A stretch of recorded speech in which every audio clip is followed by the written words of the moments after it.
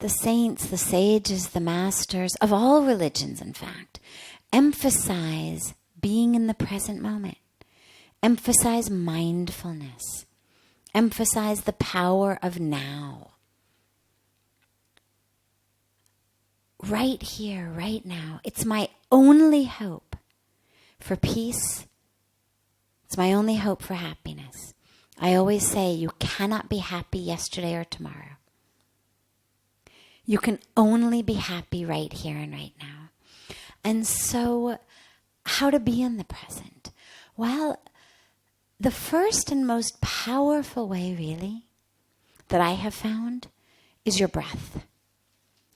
Because you also can't breathe yesterday or tomorrow. You have to breathe right now. And the breath grounds us and connects us to ourselves, to this moment, in a way that almost nothing does. But it has to be not the breath up here. The breath up here tends to be the breath of anxiety, breath of planning, breath of worrying, breath of regretting. If you can bring the breath to low in your abdomen, you may have to even just begin by putting your hand there and sort of feeling like you're blowing up a balloon.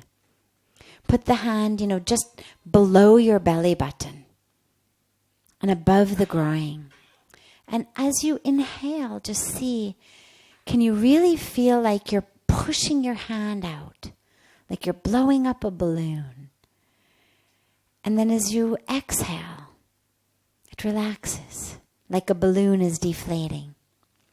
If it's difficult for you sitting up, a much easier way to do it is lying on your back in bed. Lie on your back. Put your hand on your belly and feel it rising and dropping, rising and dropping. And as you bring the awareness to the breath, it grounds you right here in this moment. The minute your mind goes to the past or the future, you lose your connection with the breath. So bring the awareness to the breath. You can also add a mantra. You'll notice this sounds very much like what we do in meditation. Well, being in the present is really about being in meditation right here, right now. You don't have to be in a dark room. You don't have to have your legs crossed. You don't have to have your eyes closed. You can do it sitting in a board meeting. You can do it being yelled at by anyone, really. You can do it sitting in traffic. Bring the awareness to the breath. Chant a mantra if you have one. If not, you can chant So-hum. It means I am that. I am one with the universe. I am the universe.